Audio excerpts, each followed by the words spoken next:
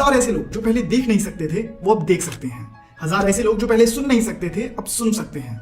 और 100 ऐसे लोग जो पहले कड़ी फाइनेंशियल कंडीशन से जूझ रहे थे आज hundreds of thousands of dollars यानी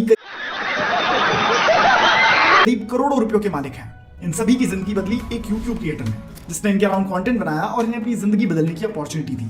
मैं बात कर रहा हूं मिस्टर बीस्ट की, जो आज दुनिया के मोस्ट सब्सक्राइब्ड इंडिविजुअल कहा नहीं जाता, तड़प ही ऐसी है ना। यूट्यूब क्रिएटर है जिनके सब्सक्राइबर्स कई देशों की आबादी से भी ज्यादा है। मिस्टर बीस्ट ने अपनी वीडियोस में ऐसे कई गिवअवेज करे हैं जिन्हें देखकर दुनिया भर की ऑडियंस इनके जेनरस नेचर की फैन हो गई। मिस्टर बीस्ट की पर्सनालिटी रॉबिन हुड जैसी है, जो अपने पैसों को कम्युनिटी में वापस देना जानता है। इसके अलावा इनके क्रिएटिव ब्रेन ने एक बहुत बड़े वेंचर को भी जन्म दिया जो आज ग्लोबल एंटरटेनमेंट के पीक पर बैठा है। और आई एम श्योर कि आप भी मिस्टर बीस्ट यूट्यूब चैनल की यूनिक और माइंड ब्लोइंग वीडियो से अवेयर होंगे। और इसीलिए आज हमने तय करा कि हम इस अमेरिकन यूट्यूब क्रिएटर को और बेहतर ढंग से जानेंगे, ताकि हमें पता चल सके कि दुनिया का मोस्ट सब्सक्राइब यूट्यूब क्रिएटर कैसे बना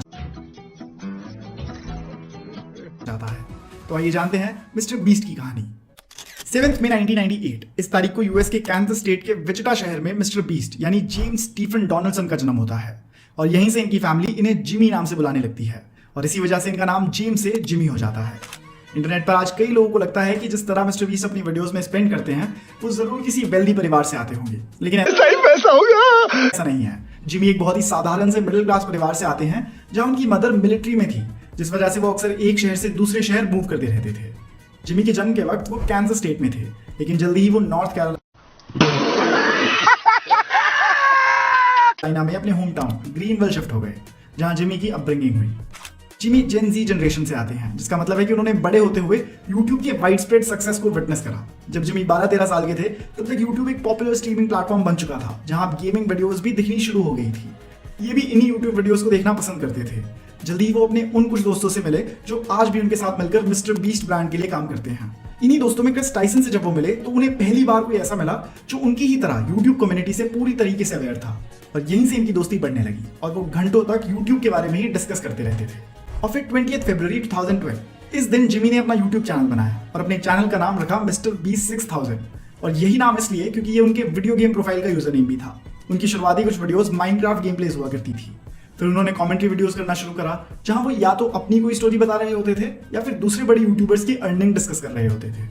अब से 10 साल पहले ही दुनिया में कई ऐसे यूट्यूबर्स आने लगे थे जो फुल टाइम यूट्यूब कर रहे थे और यूट्यूब से ही अच्छी अर्निंग्स भी कमा पा रहे थे। कई ऐसे थे जिन्होंने अपनी जॉब छोड़कर यूट्यूब को परस्यू किया था और वो ऐसा सक्सेसफुली कर पा रहे थे। और जब जिमी ने ऐसे क्रिएटर्स की वीडियोस को देखा और उन्हें पता चला कि यूट्यूब को फुल टाइम किया जा सकता है, तब से ही मानो उनके अंदर कोई स्विच ऑन हो गया। तब से उनका यूट्यूब की तरफ ऑब्सेशन बहुत ज्यादा बढ़ गया और अब वो हमेशा यही सोचते रहते थे कि वो बड़े होकर एक यूट्यूबर ही बनेंगे। जब किसी बच्चे में इतनी यंग एज में अपनी गोल्स को लेकर इस तरह का पागलपन होता है तो उनका सक्सेसफुल होना तो ऑब्वियस है। जिमी के साथ भी ऐसा ही होना शुरू हुआ।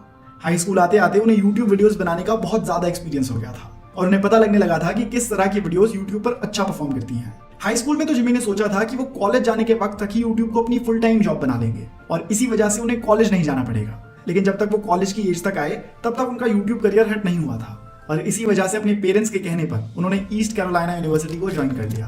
वो यूनिवर्सिटी में एनरोल तो हो गए थे, पर वो ज्यादातर अपनी क्लासेस मिस ही करते थे और अब उनका फोकस पूरी तरह से अपने यूट्यूब चैनल को ग्रो करने पर था। इस वक्त तक वो खुद शाबाश बेटा वीडियोस रिकॉर्ड करके अपलोड करने लग गए थे और यहीं से उनके चैनल पर ऐसी वीडियोस दिखने लगी थी जो बहुत अटपटे और यूनिक आइडियाज पर बनी थी। उनकी शुरुआती कुछ वीडियोस जो लोगों की नजरों में आने लगी थी वो बहुत एक्सट्रीम चैलेंजेस वाली वीडियोस थी। जैसे एक वीडियो में उन्होंने 1 से लेकर 100,000 तक काउंट किया था, जिसमें उन्हें लगभग 24 घंटे लगे थे।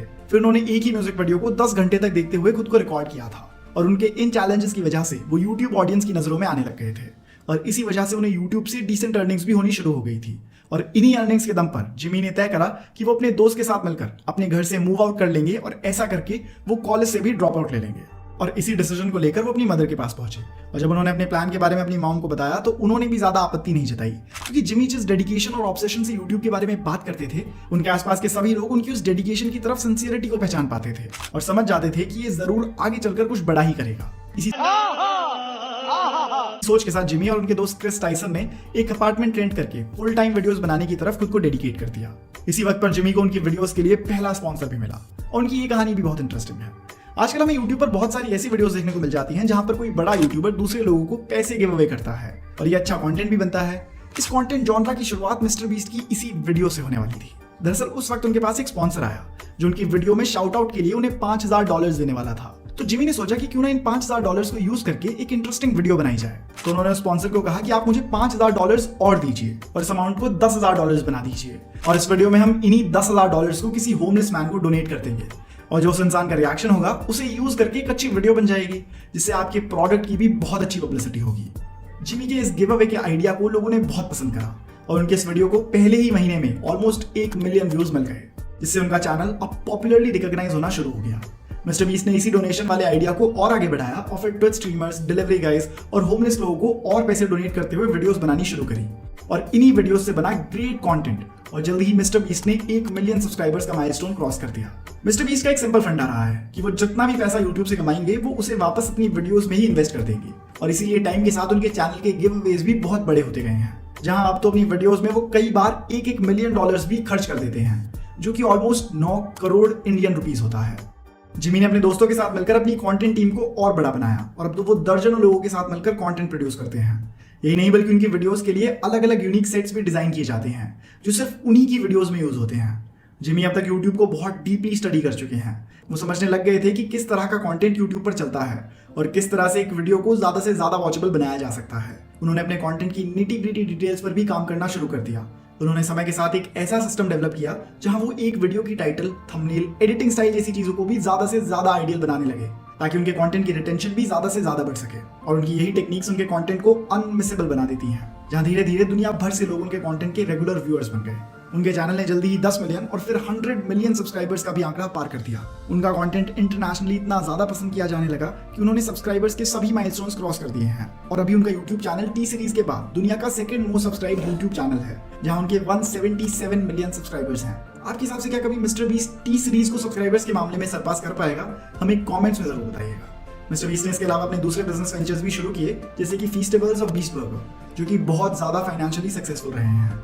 आज जिमी की net worth hundreds of millions of dollars में आकी जाती है और उनकी ब्रांड वैल्यू तो उससे भी ज्यादा है। उन्हें हाल ही में कॉर्पोरेशन से ऑफर भी मिला था कि वो अपने पूरे ब्रांड को $1 बिलियन में बेच दें, लेकिन मिस्टर बीस्ट ने इस ऑफर को डिक्लाइन कर दिया था क्योंकि उनका मानना है कि उनके चैनल की वर्थ इससे कई ज्यादा है, जो कि बात सही भी है क्योंकि उनके पास जिस तरह की व्यूअरशिप है दुनिया में किसी भी और प्लेटफॉर्म, ऑर्गेनाइजेशन, चैनल या क्रिएटर के पास वो नहीं है। जिमी डोनाल्डसन से मिस्टर बीस्ट बनने की कहानी एक यूट्यूब ड्रीम स्टोरी है, जहां एक टीनेजर अपने अनइमेजिनेबल गोल्स पर विश्वास रखता है और कंटेंट बनाते हुए अपनी जिंदगी को भी एक सक्सेस स्टोरी में तब्दील कर देता है। आप अगर मिस्टर बीस्ट की तरह ही किसी और इंटरनेशनल क्रिएटर की भी कहानी जानना चाहते हो तो हमें उनका नाम कमेंट्स में जरूर बताइएगा। धन्यवाद।